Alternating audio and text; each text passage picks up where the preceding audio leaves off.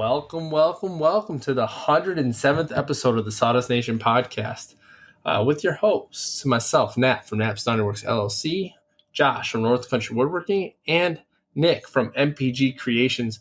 We've got a pretty good episode coming your way, and if you may ask, electrifying episode coming your way because I are an electrician and a lot of things have happened in my world, but before we get into my world, I want to jump into what's going on in Nick's world. Nick, what's going on, man?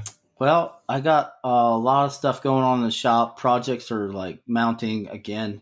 You clear off your plate, and next thing you know, someone dumps another helping of food on it.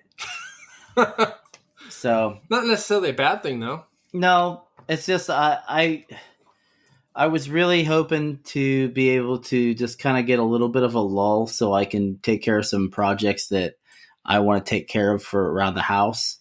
Like my wife's been up my rear end about making some shelves and just doing the honeydew thing. You know what I mean? So I had a bunch of time. I just, obviously you guys know if you've listened that I was on leave and I cleared through a bunch of projects. But now that I'm off leave and back at work, that's when everything starts to mount up again. When you don't have time to when you don't have the time to do all the stuff that you want to do. So I pumped out a couple of different projects this week already that were well overdue. They were the kind of when you can get to it projects.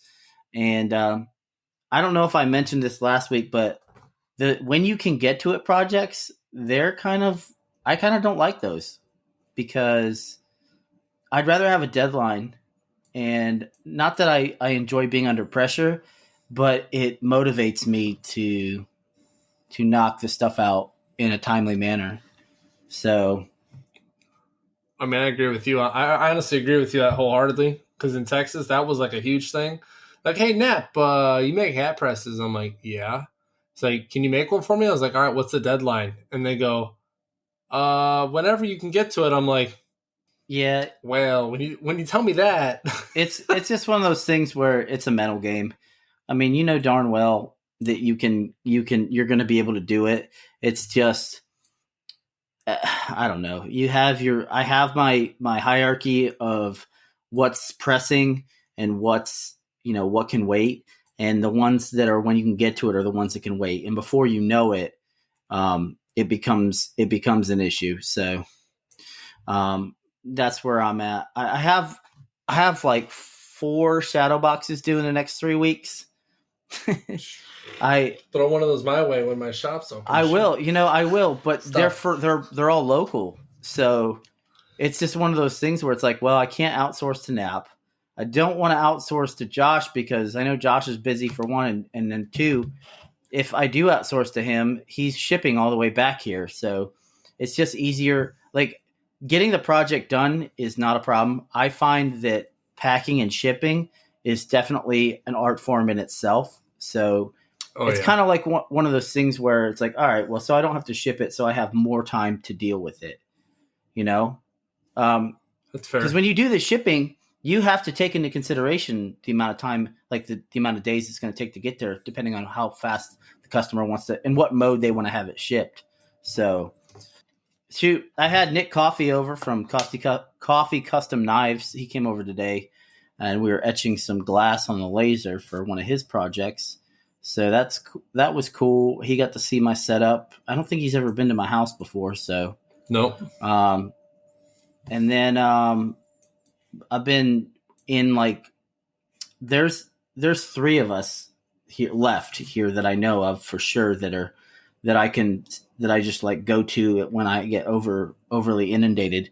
And that's going to be Mr. Thames and that's going to be John Davis from Why Not Woodworks. So I've been kicking orders to them left and right as well.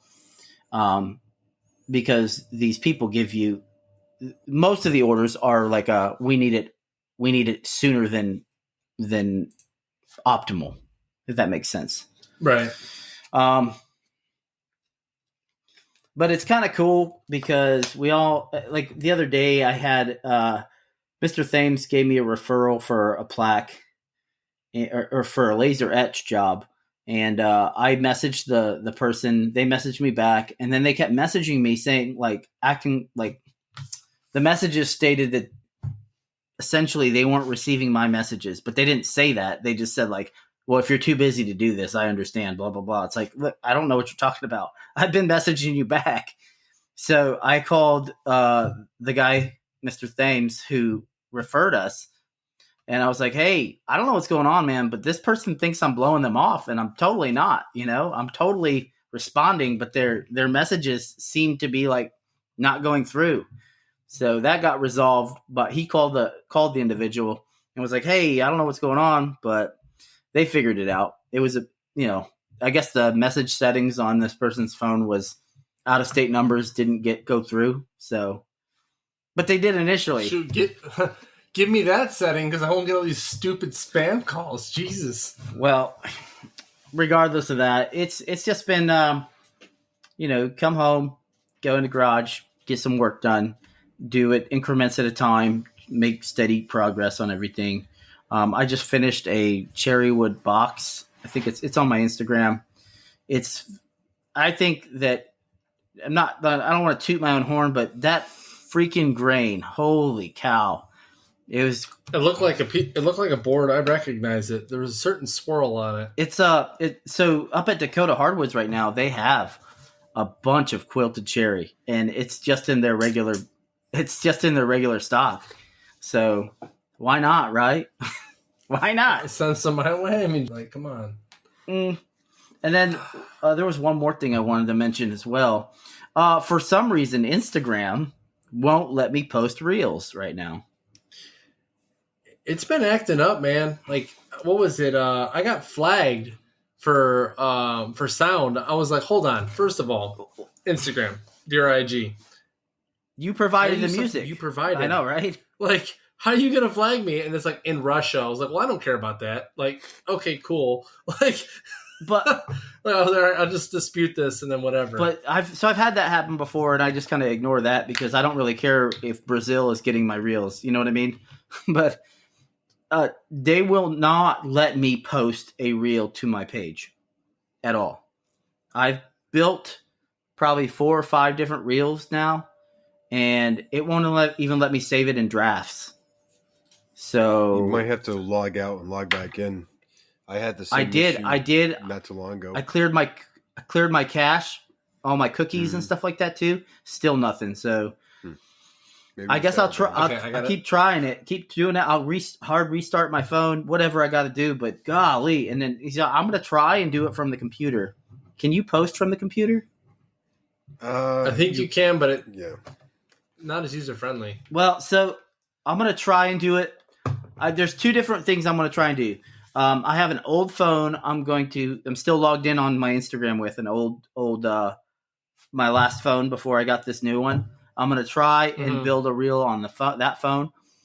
But what I want to do is I want to put it together on the computer and edit it on the computer because I think it's a little easier to build a video and edit it and then put the music in Instagram and then have it upload to the phone. So we'll see. Or you upload it to the phone, then upload it into Instagram, and then add the music, and then send it. So, if anybody else is having those issues, please. I know.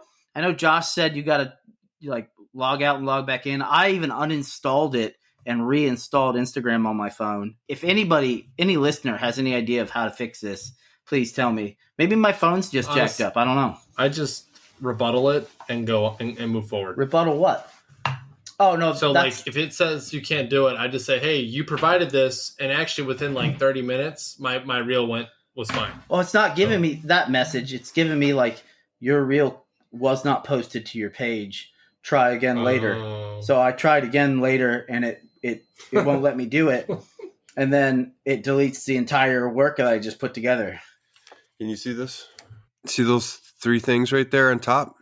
Those are from 2 months ago when I tried to post a reel, and I still haven't got rid of. The video cannot be posted. Instagram has been going in and out. I mean, I've tried to post regular posts a couple times this week, and it just wouldn't post. And I tried to log out, tried to log in. I finally got a reel, I think, the last thing I posted, and it's just been one of those things where I'm just kind of I'm hoping they're going through an update, because you know how Instagram once in a while it goes through this little change here and there, and then they'll fix it, and then they'll change something else. I'm hoping it's something like that. But until then, I just create content and then kind of wait my time. It sucks. So it'll let me put posts up with just pictures, which is really weird, you know? I wonder if, like, have you guys ever, like, checked to see if your phone has an update? Because sometimes that makes a difference too. And I don't know why, but it sometimes does. I'll give it a shot. You never know. It might work. But speaking of Instagram, I want to say, has anybody seen Matt Voeltner's page lately? This dude is slaying it. He went from 11,000 followers like 5 days ago, and he's at 15K now. Yeah. Holy I know. He just hit 10 not too long ago. Yeah. He had a reel go viral, and he's pulling in droves and droves of follows, which is cool. I know this really doesn't have anything to do with woodworking, but this is more of like one of those things that, like, when we make stuff, we like to show it off. So that's why we're talking about it. That's our main. Teach us your ways, man. So I was taught. So we're gonna have him on next week, but we're gonna talk to him more about it. But I was asking him, it's like, dude, I'm trying so hard to do the hashtag game, tag people, and get exposure, as much as possible. And he's like, I don't know what it is, man, but I was like, so it'll let you put up to 30 hashtags in there. So I put 30 hashtags in there, and I put 30 I try to put like ones with a lot of views on them. And still I'm doing okay. I'm sitting at like 2,800 followers or 1,800 followers, but he said I only put 5 hashtags on my stuff. I'm like, what? You only put 5 on there and you're getting millions of views? What I was going to say is, what I've noticed is a lot of these hit reels, they're not oversaturating their reels or their posts with hashtags. So when I think the IG before I think they switched something over. They had to have, because before we were posting a lot of stuff with a lot of hashtags, it was getting hits. But then all of a sudden, guys like Matt post a few, and boom, it explodes. It's like he has hit the sweet spot for, what his stuff reaches. But it sounds like you need to pick a few hashtags and just go with them, because I think Instagram is getting tired of the oversaturation of hashtags. It has a lot to do with algorithm chasing. We talked about a lot of this down in WorkbenchCon 2 amongst everyone. And once you hit a trend, or you start trending a little bit, if you continually post and you keep doing that, you start to grow faster. It's very hard to hit on that because they continuously change it. You see where people are starting to get it, and as soon as you start seeing a group of people starting to get it, they change it. Nap was right. There used to be the more hashtags, the better. Now it's the few, the better. 1, 2, 3, max, I would say 8. But I mean, like, I don't think every single time I talk to someone about this, go from, 600 followers to, 50K to 90K followers, no one knows the answer. And they don't even admit it. I mean, it's just, I hate to say We're just all speculating here, right? Yeah, that's pretty much it. So, Instagram, if you're listening, tell us what's going on, Instagram. Like, come on, man. I mean, help a podcast out. Well, I mean, it would be nice to have some sort of direction that it would actually. You know what? I'll settle for you just letting me post my reels right now. So, but another thing, I think we talked about this before, is like you'll spend all this time on a kick-ass, like editing and getting the music just right on a bomb project, right? On something that's gorgeous, and it'll be like not too long, but it'll be just enough, right, of a reel, and you'll get nothing. But then you got me over here who posts myself throwing wood in a scrap bin, and it gets like 10,000 views. Like, what? I hate to say it, but the simple, shorter, the better. People want a catchy song, a short video, and something they can watch for 3-4 seconds, and that's it. But that seems to be which is weird, right? Because not really, like, that's just the way people are now. They don't want anything long and drawn out, that's not flashy, is just not what people want. They want something quick. I mean, think about it. You got TikTok. You have all these apps that are catering to that. So, I mean, that's just what it is right now. I don't know, man. TikTok. Damn short attention span. TikTok has parts. They have videos they have reels with different parts to them. They do, but most people that do that, they have a following already. People that don't have a following usually are not doing the, 3-minute videos. And if they are, they're not getting many views. Nope.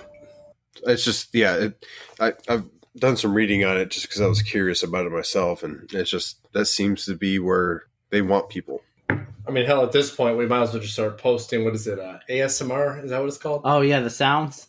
Dude, I'll tell you what. Just post a video of the spindle and the CNC, freaking just doing a circle. Because I got like almost 10K off of a random, this thing's spinning in a circle. Like, I was like, all right, like, why not? Especially if you can loop it just right. Or scraping glue. Oh, yeah, if you loop it to where it's like seamless transition.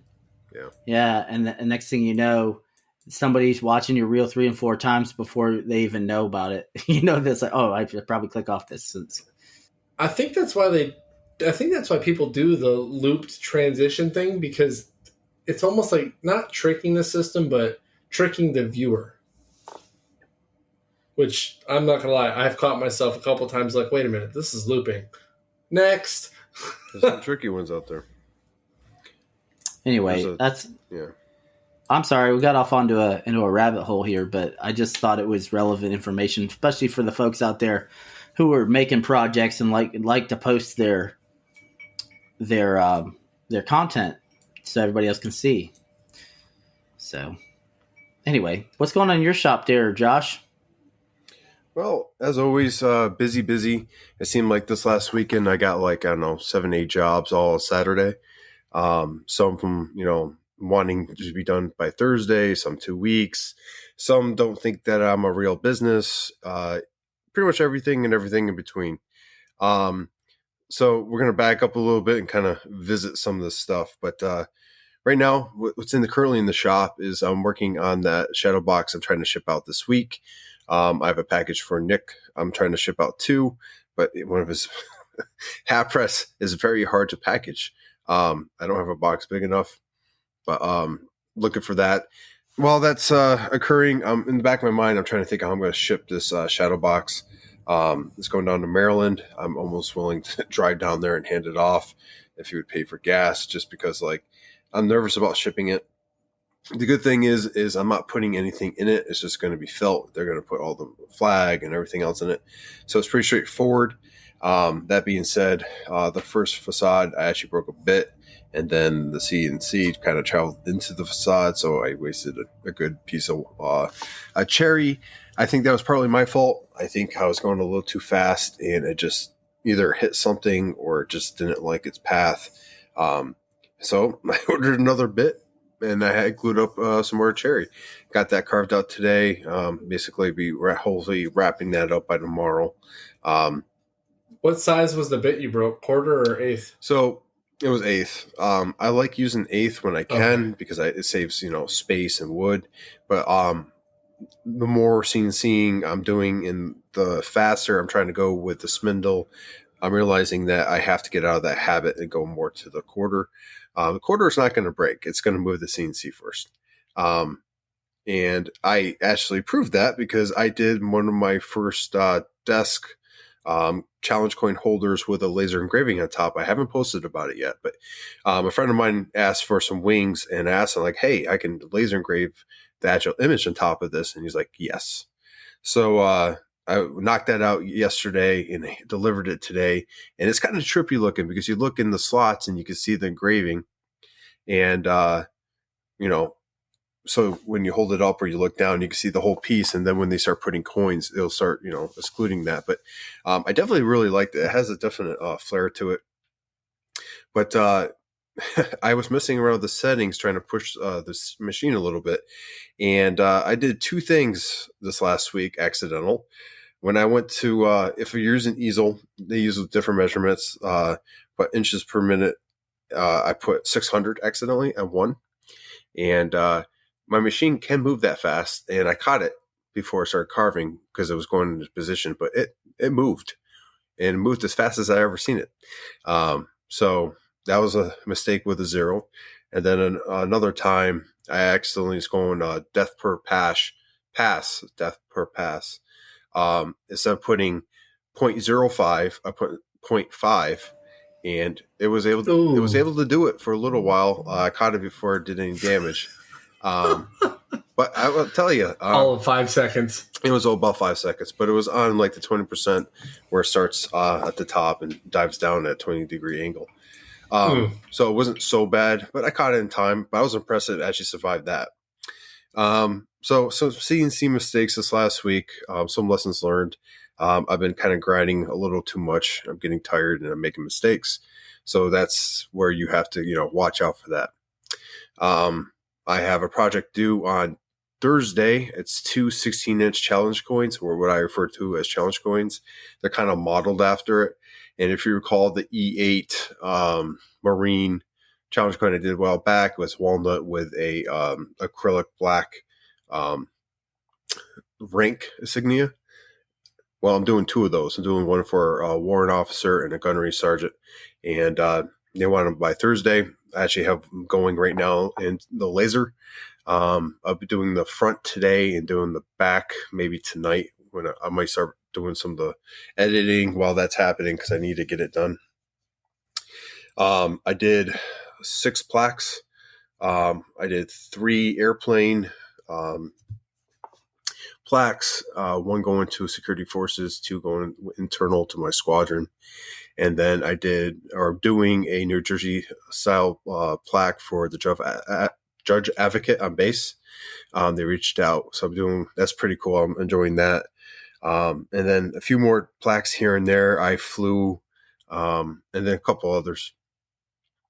In addition, I have 2 cornhole boards. One is waiting to be paid. They really wanted it, and then they haven't paid. I think they're waiting for payday, to be honest. Then I had one that did pay, asked if they could pay half because they did not believe I was a real business. So diving into that real quick, I had a client. We were going through the motions of, what do you want? This, that. And finally got everything, sent them a invoice, and they're like, can I pay half? And they paid half, and they're like, I really hope this is real. This is for a retirement gift.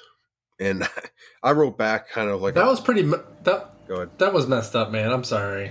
Yeah, it kind of... I really need to get my website done. I haven't had time to work on it. It's in a state where I could launch it, but it's not the way I want it to stay. And when I launch it, I want to get to a point where I just have to maintain and add versus have to rework. So, speaking to that, yes, if they're worried about you not being a real business, they can go and research your business on the state website. Well, to make sure that you actually do. What I did is I wrote them I said, look, I'm Josh from North Country Woodworking LLC. That's my business name. I live here. I work here. My wife knows you. She actually, you guys message quite often. Like, it was just this weird, it was a weird question. Maybe they were having a off day, but it was, I took a little offense to it just because I don't see a reason why they would have said that. Unless they thought my price was so good that it was unbelievable. In that case, I should raise my prices. Because I charge a lot for cornhole boards because I don't like doing them. So, yeah. They are kind of a pain in the butt once you start doing other things. You know what I mean? Well, yes. They're not hard to make. They have their challenges. But, again, I just don't like messing with them. So, yeah, and I don't want to do them. That's pretty much work. I haven't even built one for myself, and I owe my brother one too. But yeah, long story short, there just have a lot of jobs going on, trying to get my website published. Fell behind a little on that, and yeah, that's about it. Because I messed up on the facade, I'm a little delayed on that project, but hoping to get back on track here tonight with that. I designed everything in Lightburn. Something I haven't really done is like all the angles and everything. I kind of figured out before I actually went out there and made a cut. And that's helped so far. We'll really see how that pays off once, I put everything together. But, learning, progressing, and challenging myself a little bit more to streamline processes. Because this is, I think, only the second or third Master Sergeant I've done. So I've done more Marines shadow boxes than I have Air Force shadow boxes. Wow. That's not necessarily a bad thing though. It's here or there. I have inquiries about them, but everyone's watching their money right now. So I think I'll get some orders on the 15th and stuff like that. But I'm actually I'm catching up. But like I said, Saturday, I got like 8 orders all at once. And like, I knocked out quite a bit through the weekend and whatnot, but you got family stuff too. So, I mean, like, I'm trying to find that balance where like, yeah, I can get everything knocked out in one weekend, but what about, seeing my kids? What about letting them go do something, and watching the others so they both have time. So I'm trying that balance a little bit more with everything else going on. So that's my shop. Pretty much wrapped up nightly in a bow. Throw it over to Nap to see what's going on in his. I know he has some electrifying news. Puns, Basil, puns.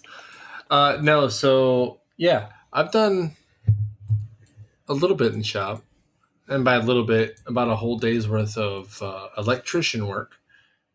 It probably would have taken them a couple hours. It took me a whole day, to be frank, because I'm not an actual electrician. I just, know how to do it. I just don't have a efficient way, or maybe there's just paranoia that goes into when you're drilling, 3/4 inch holes and studs that have possibly stuff above them, like, I don't know, gas lines or other electric lines, things like that. But over the past weekend, rewind, last week, I messaged my electrician. I said, hey, are you coming this week? Or like, am I going to wait like a whole other week? Because, I've been kind of in the queue for 2 weeks now. And he was like, well, so-and-so, or the person that was supposed to come, his wife went to the hospital, which, you know what, stuff happens. And I totally get it. And, prayers for, that family. But at the same time, I didn't know that they only had one electrician that worked for them. Maybe they have more. I don't know. But I finally kind of just took it upon myself because I know how to do electrical work. It's a matter of being certified. And if, I sell this home, if the work is covered, it's just one of those things. I ended up messaging the guy and I said, hey, man, listen, I know you got a lot going on right now. If I did the work, would you certify my work? Like, would you come by, verify that I did it correctly? It's up to code, all the things. And I'll pay you for it, because I'll still pay him for his time. He's still going to come out and verify the work, about an hour, maybe an hour and a half, maybe less. I don't know. I don't know how long it takes, to be honest with you. I'm not a certified electrician, so I don't know what that takes. And he's like, yeah, we can do that. So I finally went to Menards, which, by the way, is like a really souped up Home Depot that gives you like an 11% rebate, which, by the way, it's pretty freaking cool. Because when you go and you think like, I spent this much money, and they go, hey, by the way, you get 11% if you send this in the mail, and then it comes back to you, and it's store credit, and you're like, So you're getting, I guess, full disclosure, maybe some transparency here. It was going to cost me $1,600 to have this person wire my garage. Okay. So after I went and bought all the materials and after rebate, it was under $500 for me to wire my own garage. And, well, obviously my whole day, because, time is worth money, but I'm not doing any work right now as far as woodworking is concerned. So really the time wasn't much. It was just me not BSing, but being paranoid while doing it. Because to be fair, electricity is not something you should mess with if you have no idea what you're doing. Because, there's a lot of safety hazards involved with it. Especially when you're wiring it 220 plugs and, a bunch of other stuff. But Yeah, I went ahead and rewired it all myself, and I was showing pictures to like the guy that was going to come certify my work the entire time. I was like, "Hey, is this good? Is this within code? Is this stuff that we can use? Hey, man, is this good? Is this breaker good?" And throughout the entire time, I was like, "Yeah, you're good." Blah blah blah. And by the end of Sunday night, about 10:30, I was turning power on to my garage, and I was taking a multimeter to each plug. Everything checked. So yeah, I guess I did a good job because my table saw didn't explode when I turned it on, so we're good there. And also verified the fact that the moving company didn't destroy my table saw, so that's cool. But the cast iron, well, it needs a little work. She's been through some things, definitely some rust, little corrosion. Definitely need to clean that off. But yeah, so wiring the garage went well. I still have some things I want to put in. I want to put two plugs in the ceiling for not only my air filter, but the rest of the LED lights that I'm going to run through the top, because one of those things that you want in a shop is really good lighting. And I have two of those 4-panel LED bulbs that light up the whole garage. But then there's the back part of the garage that still has a little bit of darkness to it. So I want to make sure I get enough lighting back there. But yeah, we're well on our way. NAP's Naughty Works 2.0, or North Dakota version, is on its way. I've yet to figure out how to transfer my LLC or any of that, because to be frank with everybody, I'm not even running yet. So I really don't care whether or not I'm an established business yet in North Dakota or not. And yes, Dakota, I threw that in there. But when I eventually get up and running, I will figure out how to transfer officially. It's just going to be a little bit of legwork on my part, and I'm kind of prepared for that. I just don't know what all that entails yet. What else do I got going on?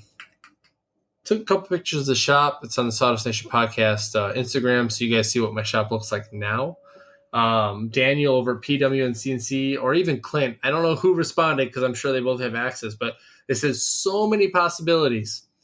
Well, there is a lot of possibilities, but it's a matter of how I set the shop up, which kind of leads me into one of the first questions that I saw from the folks that put questions in.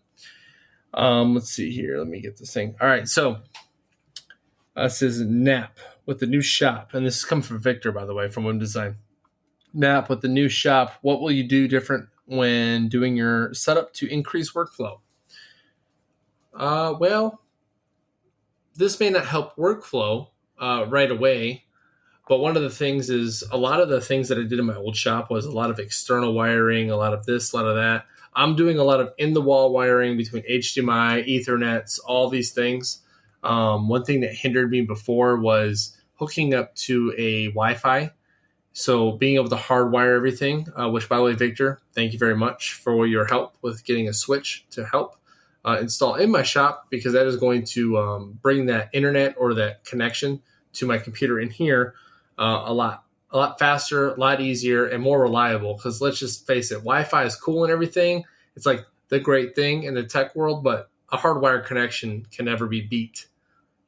So I got that going on. Another thing is the way I actually wired my shop this time, or I can't say this time because I didn't do it last time, but I had an electrician in Texas do it.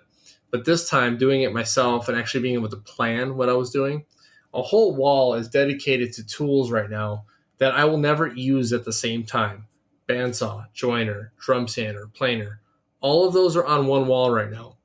And they're all off their own series of plugs. So I have 3 plugs right now, one of which will house my bandsaw and my air compressor, because they're all 110. And they'll never be used at the same time. One of the plugs will be able to access my planer and my drum sander. And then the other plug will be strictly my joiner. But again, none of these things will be run at the same time, so they make sense to run off that series of plugs. And then the other wall, I have my dedicated 110 for my laser. So that'll just be all the things that go with a laser, which many people at this point, based on watching the Sawdust Nation podcast, Instagram, hearing us talk about it, is the chiller, the inline fan, the laser itself, and air compressor. So that'll all be run off of that, and it's all fully capable with that. I put a a 2-gang electrical box with its own dedicated circuit for my infrared heater, which Stan over there at Lost State of Franklin is helping me secure as far as like what I actually need, because this is his specialty, and he wants to make sure that I get the proper heater for my space for a good decent price. You don't want to overbuy, because if you overbuy, you're just wasting money at that point. And then that'll also hook up to my TV. So it's a 1 amp pull from the heater, because it's just for the igniter. So that plug is literally open for 2 other pieces of equipment that I can use. And then I got my 220s set up. My table saw drop is done, which is the same as the last shop. So there's not a whole lot different from that. But then I got my 220 ready for my PWN spindle, a true 2.2 kilowatt spindle, which will be pretty awesome to run, because that thing is going to be super powerful, and I'm pretty sure that's going to increase how fast I can cut things. I know Josh was talking about earlier how like his dough for like a 1/2 inch, and it lasted like all of like 5 seconds. But I mean, let's be real. That is pretty impressive, but being able to do something close to that all the time without fearing the cut is going to be pretty awesome, which will increase my efficiency. And then just how the setup is in general, being able to go from the stations. Like I have everything set up to where I can go from sanding to finishing to cutting, all these different things.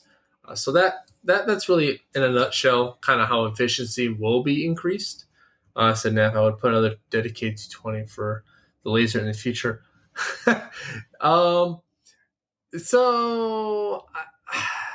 Listen, I'll be here for a while. Okay. I just don't know if I'm going to need a 220 for a laser quite yet.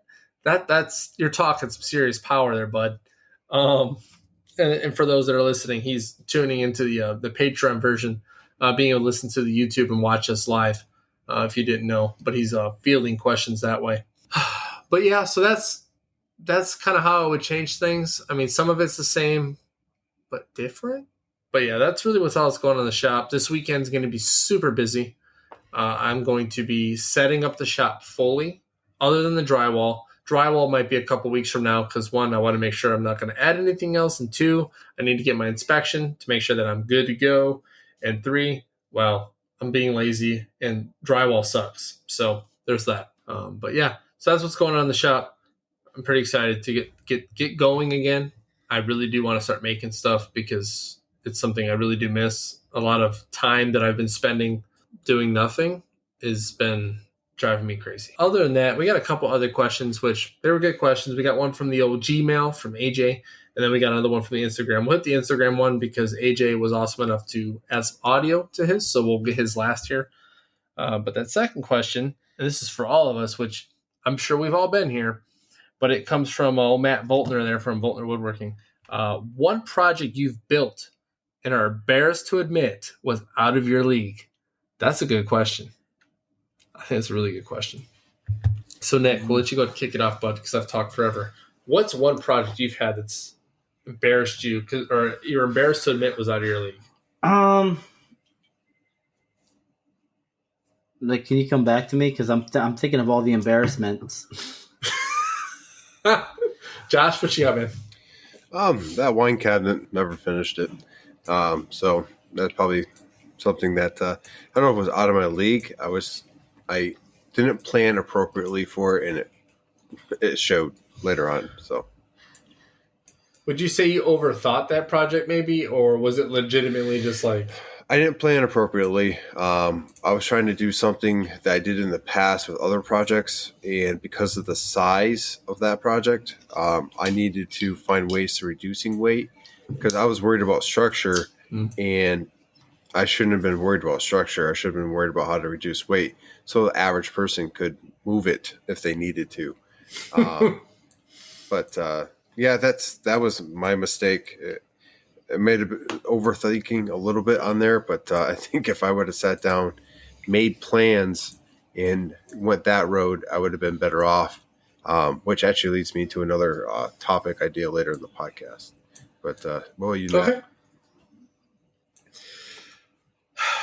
So I got to say, the one that I felt was out of my league was and I say this now because up till now, There's only one project where I've ever been able to tell somebody, hey, I can't do this in the middle of the project. And that was my first shadow box. I had all these grand plans for it. It didn't seem like it was that hard, especially like after talking to Nick. Like I really thought it was going to be super easy. No. I mean, let's be honest. Like, it might be easy now because we've done them a couple times. But when I did it then, one, it was out of Purple Heart. Okay, first the frame was Purple Heart, and I don't know what the hell I was thinking. Second, I didn't know like what to account for, and I was thinking it would be super easy. And I shattered glass in the middle of it, and I was just like, yeah, I can't do this. Like, this is way out of my scope and comfort zone. I can't do this. And I was super embarrassed. I've never had to tell somebody, hey, I can't do your project because I suck. And I just can't do it, you know?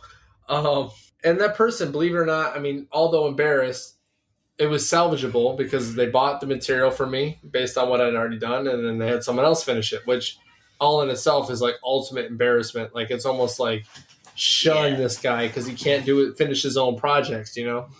But that was, I think, by far the most embarrassing thing I've done as far as projects and being out of my league. I mean, now, after further research and further help from makers, I can confidently do them. But then I was not ready. I was not ready. But yeah, that was my embarrassing project. Nick, what you got? So that's got to be my same answer. Is the very, very first shadow box I made wasn't just a normal shadow box. It was like half chevron, half glass cabinet, and I messed it up. I was so gung ho that I was like, man, I can do this. Like when the guy was talking to me about making this box, I was like, that's a cool idea. I think I can do it, you know? And that was the very, very start of my journey to developing my best practices for making shadow boxes. So, if I was to redo that shadow box today, I probably would knock it out of the park, but I haven't had any requests to do it. But the guy wanted it tall enough to house an AR-15 rifle in the cabinet side. That's a big shadow box, dude. So the chevron path that had the stripes on it was the cabinet. So that was to open up and reveal like foam so the guy could put his weapons in there. The other half was glass so he could put his accoutrements in there, if that makes sense. Ultimately, he was happy with it, but I wasn't. And I was like, it was too late to be like, hey, I can't do this because his retirement date was coming and it had to go to Italy. So I know it made it okay, though. It made it okay. And you know what? Just sitting there with all the stuff in there, it looked okay. But I know that I was well above my head in the water. You know what I mean? Yeah, but it helped you grow and produce practices for later on too. But that shouldn't be at the expense of my customer, though. Yeah. A lot of people, that's how people learn. I mean, like you never would have done shadow boxes, or you would have, or you wouldn't have learned half the stuff you did. Let's just put it this way, Josh. If the guy comes to pump my septic system and he just doesn't know what he's doing yet, and that whole theory doesn't fly. You know what I mean? He's got poo all over the yard, and it's like, it's my first time, but don't worry, I'll get it. Anyway, go ahead, Josh. You had to learn some way, somehow, though. Well, I mean, okay, so on that note, we all have been uncomfortable at some time, but we have to start somewhere. The fact of the matter is that the fact that they loved it, yeah, that's great. But like, as you said, Nick, like we know it wasn't the greatest. We're always our harshest critics. That's true. You're right. But I got a message on Facebook from a guy that referred me to the guy who wanted the shadow box. His first message was, "We just saw the shadow box. You fucked it up. Excuse me, you messed it up." No, we didn't. I swear to God, that's what he said on Facebook.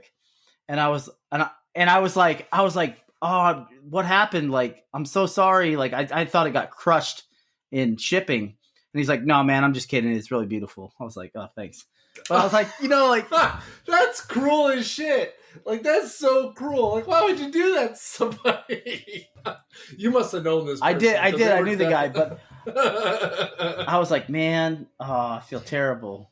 That's evil, isn't it? I'm sorry. If you're a customer out there, regardless if you know any of us and you order from us, that's like the cruelest and probably the most heart-wrenching thing you could do to somebody. But he like, oh hey, it's bad. Like, it's terrible. But he wasn't my customer though. He was so I knew the guy and he referred the other guy. Oh. So I was like, well, maybe the customer was too afraid to say something. So he said something. Which but makes that it worse. turned out to not be the case. But still, I was like, oh man, I'm done. I'm through. But not to mention that was my first. So when I was cutting it out on the CNC, I had to tile it because it was so big, and I jacked up with the tile job. So I had to cut out a section of like the walnut and grain match it, and then put it in there. So that helped me out a lot as to figure out how to do that. And it worked. And you can't tell if you look at it, you cannot tell that there's a section that was not organic to the piece. So. Was that what you showed me when you first made your shadow boxes? Was that what you ended up showing me when you first showed me? I don't know. Maybe. I don't remember. Nap, it's been a long time. This is true. You have like the mind of a goldfish. Like 10 seconds later, it's gone. Let's go ahead and move on to a next question. What's going on, guys? It's AJ over at Crafted and NJ. Just got a quick question about gluing together laser projects. Currently, I'm using 1/8" Baltic birch ply, and I want to know how you glue like two separate pieces together without the glue showing. I had the other day, I had an intricate one that I did, and it was 4 different layers, and the very top layer was like super detailed, and I couldn't apply a lot of glue to it just because there was no surface area, and some of the pieces were a little loose on it. So I'm using Starbond CA glue, and I wanted to know, do you use any like spray adhesive or anything like that you just, lay on the whole thing and then stick it down? Looking forward to hearing what your thoughts are. I'll talk to you guys later. Boom. Nick. Did he say he lasered it out and that was why it was intricate?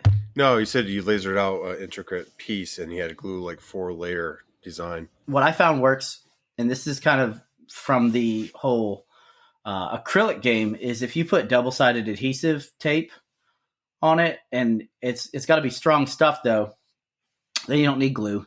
You just stick one piece. As long as the wood's bare and not have a finish on it, stick one to the other and it'll stay. And then it'll take, so once you press it down, it pretty much, it bonds, and then you can put like whatever spray finish over top and it won't interfere. Nap, you got anything? So honestly, man, like the 3M stuff is a good route, but honestly, what you're doing already with the CA is a good idea. But another idea, and I know, Josh, you've tested this from old TB, Totalboat.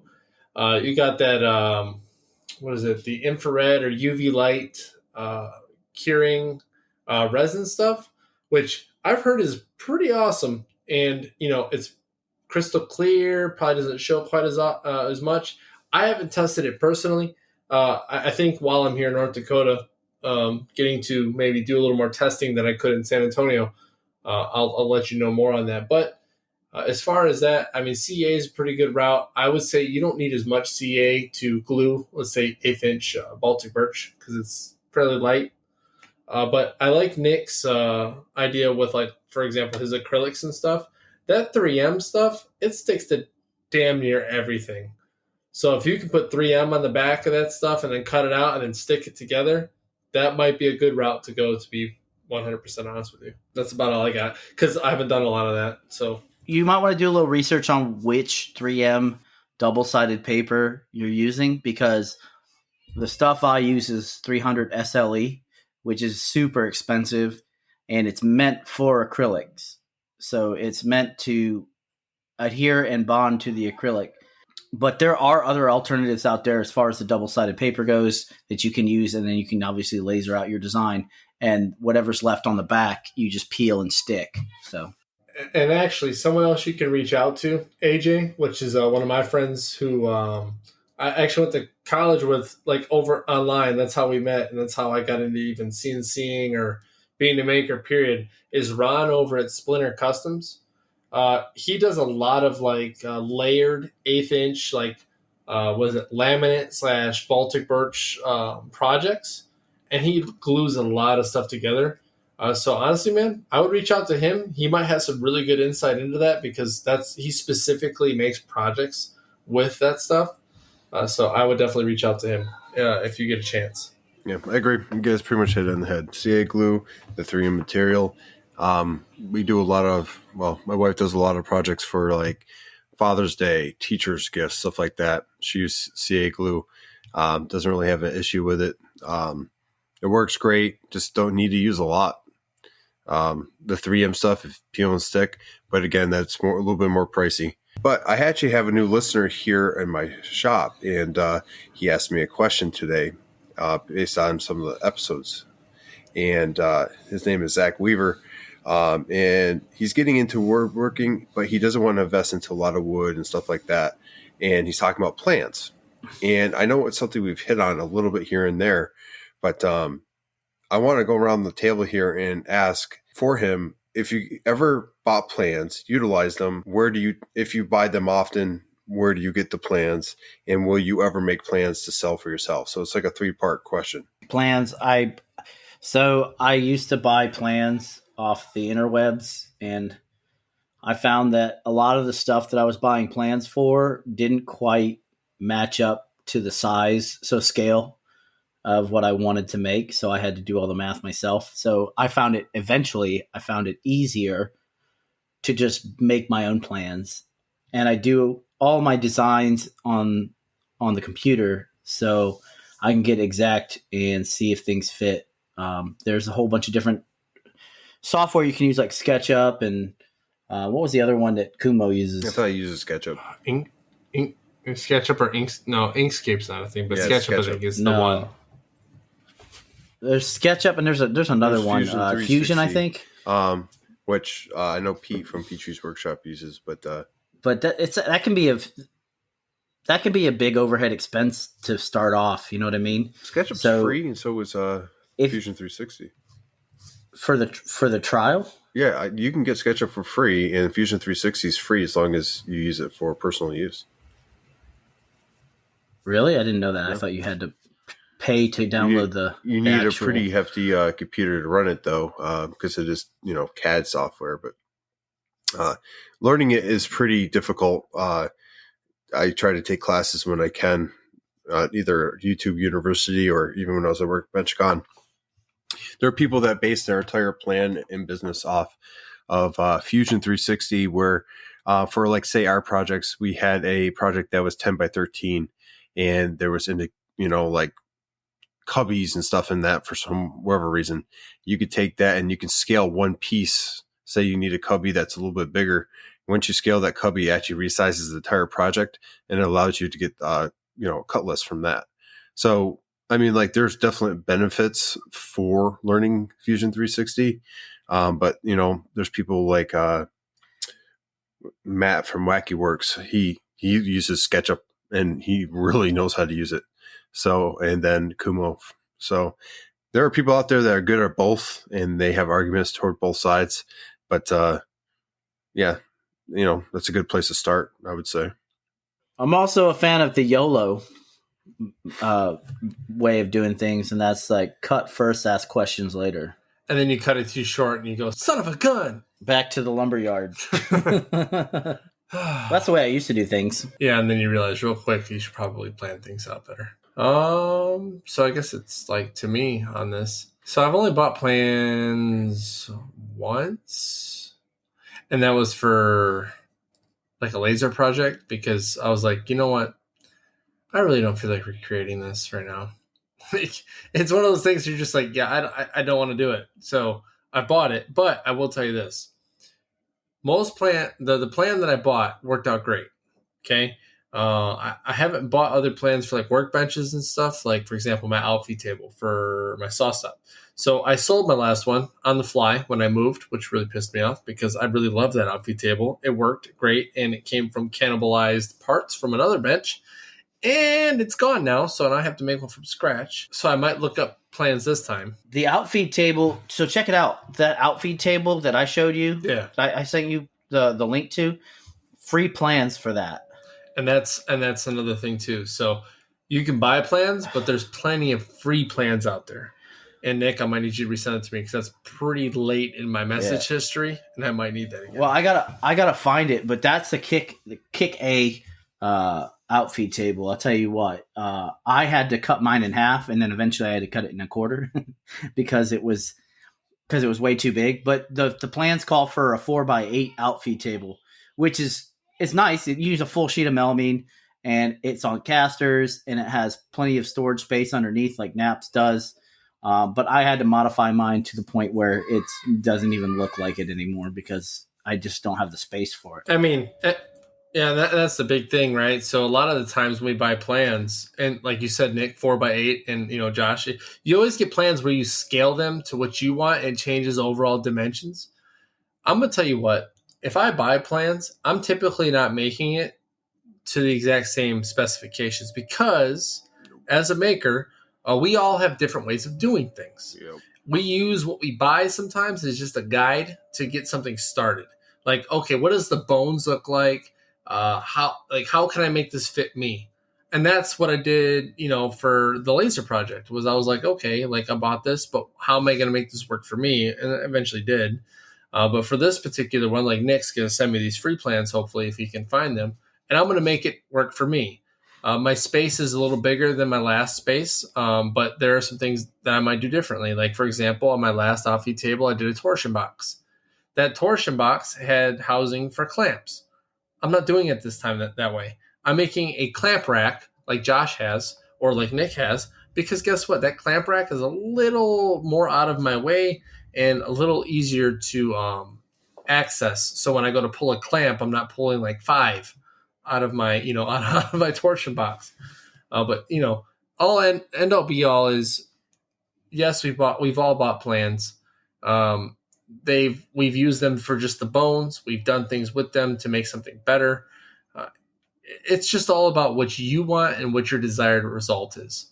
I would never discourage any from buying plans because everyone needs a starting point. So, I mean, take that with a grain of salt.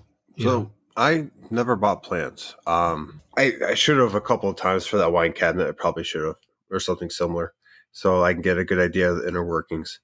But I've been lucky enough to either know people that have done it before or being able to do enough research to kind of piece it together and make it work and kind of figure it out. Even Victor on here said, look at multiple plans and kind of take features from what you want. That's how I did in the beginning. I would look at a bookshelf, look at a whole different, but a whole list of bookshelves, pick features and different things I wanted, and then I built one.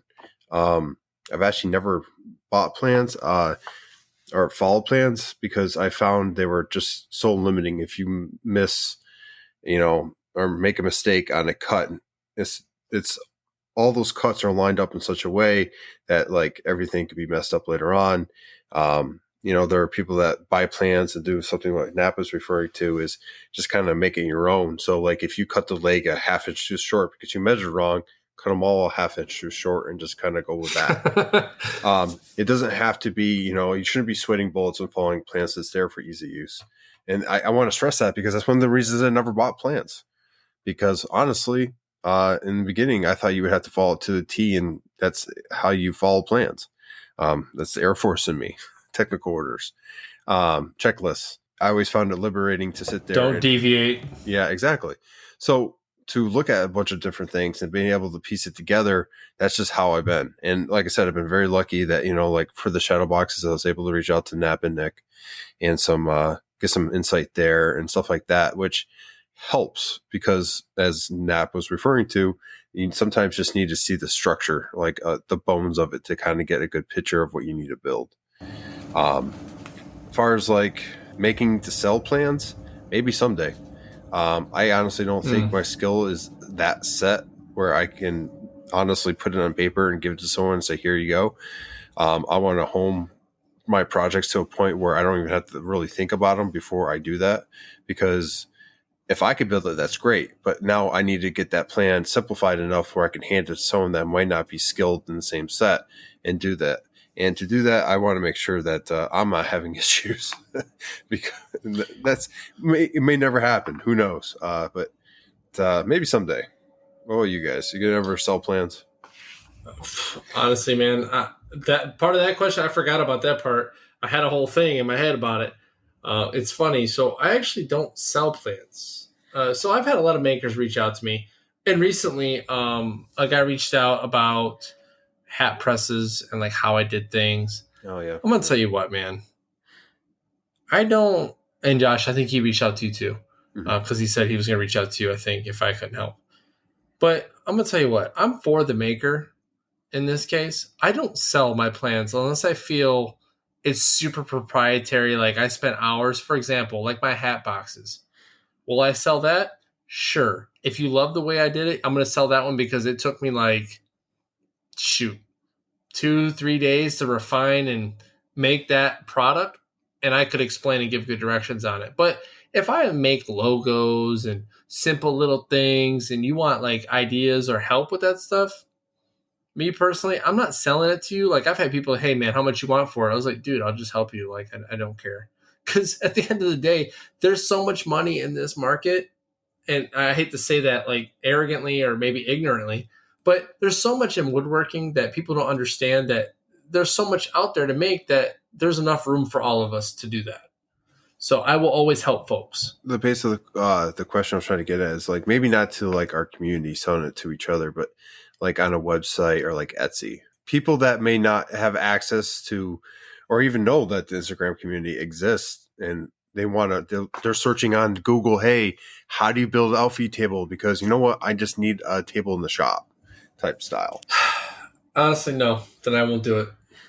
Because I'd rather sell my end product than sell someone a set of plans to where they don't make it to what I explained and then they get all like angry about it or whatever the case may be. I'd rather just, if someone finds me and wants help, then I'm going to do it. But I'll never probably sell. I will never specifically sell plans, I don't think, because I'm not that good. I'm just not. I'll sell, well, the closest I'll ever come to selling plans is like scalable vector graphics, but that's not even like, I mean, there's so many darn ways to skin that cat and get a SVG made that it you know, I don't know, that's tough. A lot of things I there's only like one thing that I make that I don't want anybody else to make, and that's it. You know what I mean? So, because everybody else is making the same stuff. Otherwise, you know, I don't mind showing people how to make a shadow box or giving people like the dimensions and stuff for shadow box, or at least SVG for the facades and stuff like that. That's fine, but I don't know. I let my product speak for itself at the end of the day. And I think that's where we're all at this point in time. Plans for us might be as we get older, or maybe not doing as many projects, or like, I don't know. I think eventually I like to get it down. I like to go down that road, just maybe like simple stuff. So like the average Joe can go out there that wants to pick up woodworking and just needs a set of plans like Zach. You know, he's doing it because he doesn't want to buy a whole bunch of materials and, you know, mess up the materials. Well, you know, he could also, if he doesn't want to buy a bunch of materials, I mean, there's ways around that too. Oh, yeah. There's a bunch of places, like more often than not, if you go to like cabinet shops or whatever, they have offcuts. So you can buy materials for less, and or if they just want to get rid of it, they'll probably just give it to you if that's the case. Yeah, I think we nailed those questions pretty good. Let's go ahead and wrap it up with sponsors when Nick comes back to us. He's currently doing the dad thing. All right. We want to thank our main sponsor for this episode. It's PWN CNC. Check him out at pwncnc.com. Daniel over there is always cooking something up new in his shop. Yeah, so check him out, pwncnc.com. For 10% off your order, use promo code SAWDUSTNATION981. We'd also like to thank Totalboat for their continued support. If you want 10% off your order at totalboat.com, go ahead and shoot us a DM. in the Instagram, or send us an email at sawdustnationpodcast@gmail.com, and we will hook you up. And I also would like to thank our affiliates, OMTech. Thank you for being our affiliate. You guys are awesome. If you're looking into getting an OMTech laser, get a hold of us, and we will help you choose your laser and let you know what could potentially best fit your needs. And we also have a promo code for that, which I'm still working on getting that squared away, but it looks like we're going to be able to give, I think, a discount coming up. So, but right now they're doing a sale, so check them out at omtech.com. Also, Makerstock. Makerstock.com has some of the best acrylics and the best veneers, so check them out. Their promo code is Sawdust10, and they will give you guys 10% off your initial order at makerstock.com. All right, now. Yeah, hey, so check it out. If you listen to us on Sawdust Nation, or Sawdust Back, that's what we're doing right now, on the Apple Podcast, or the Spotify's, or any of the other podcast catchers, go ahead and give us 5 stars. If you don't give us 5 stars, let us know why. Because if you give us 4, that's not 5, and that's not good, because we're not giving you the content you just deserve, as Nick does the whole thing from, I think it's Evan Almighty, where he's like, the whole thing. But give us some feedback. Let us know how we're doing. And if you don't give us feedback, we can't give you the content you deserve. But yeah, if you want to get a hold of us, Josh, tell them how to get a hold of us. As always, you can get a hold of us on Instagram. You can reach the Sawdust Nation podcast page, where you can reach all 3 of us. You never know who you're going to get, but that's partly the fun. You have Nat from Nap's Nutty Works LLC, Nick from MPG Creations, and myself, Josh from North Country Woodworking. All on Instagram. You can reach out independently, and you have questions, we can answer them. If you want to talk about projects, we're there too. And we're all in the laser game and CNC game as well. If you're interested or you have questions, feel free to ask. That's what we're there for. People helped us, let's help you. If you like to reach out and leave us a voice clip, like AJ from Crafted NJ, thanks, man. You can go ahead and reach us at a Gmail account at sawdustnationpodcast@gmail.com. With that, I think that wraps that up. Let's go ahead with final words. Yeah, so hey, check it out, guys. So we talk about, helping each other out. We talk about, buying plans, all these things. And, for the most part, we help each other out. We do things for each other because at the end of the day, we're a community. And now that I've got final confirmation. So Jeff over at Sergeant Maker, he asked me about the hat press stuff, and I graciously helped him out. And we got to talking. Well, apparently they got their own podcast, and they want to help spread the word of the Sawdust Nation podcast, and we want to help them, spread the word of their podcast, which is the Military Makers podcast, because that's what we're about, makers for makers. But the funny thing is you got 3 guys that are active duty right now doing this thing. Well, they've got 3 old vets doing their thing. So it's going to be a very interesting episode. I get to record with them on the 21st of July. It'll release the 31st of July. But we're just going to talk shop, do whatever. I really don't know what they talk about completely. Apparently it's them going to be teaming up on me and making fun of me. I don't know. We'll see what happens. It should be good. But at the end of the day, we're all helping each other out, because that's what we're about, is helping people get, match their goals, make things they've never made. But that, you just reach out to us and we can help out. And that's kind of what happened here. And we just kind of linked up, and we get to spread the word of all of our podcasts, which is pretty cool. So just helping each other out continuously. But on that, you never know who needs help. So never turn anyone down, because you never know. But anyways, Nick, what you got, man? Well, like always, take care of yourselves and each other. And yeah, I don't have any jokes for you this time. What? Well, okay, I got one for you. I was like, don't tease us like that. We know you have one. All right. So remember, folks, the only difference between... Oh, my God. That's terrible. Ladies and gentlemen, thank you for joining us for the 107th episode. You've missed a lot if you're not a Patreon. I tell you what, the jokes, some of the stuff we go over, even interacting with us live while we record, that is part of the benefit of being a Patreon. So go ahead, sign up, join us. We'd love to see you there. And thank you for listening. We appreciate you listening in the car, on your way to work, in the office, making coffee in the morning, mowing the grass in the shop. Wherever you listen, let us whisper in your ear about something good in woodworking. And with that, go make some sawdust, and Sawdust Nation out.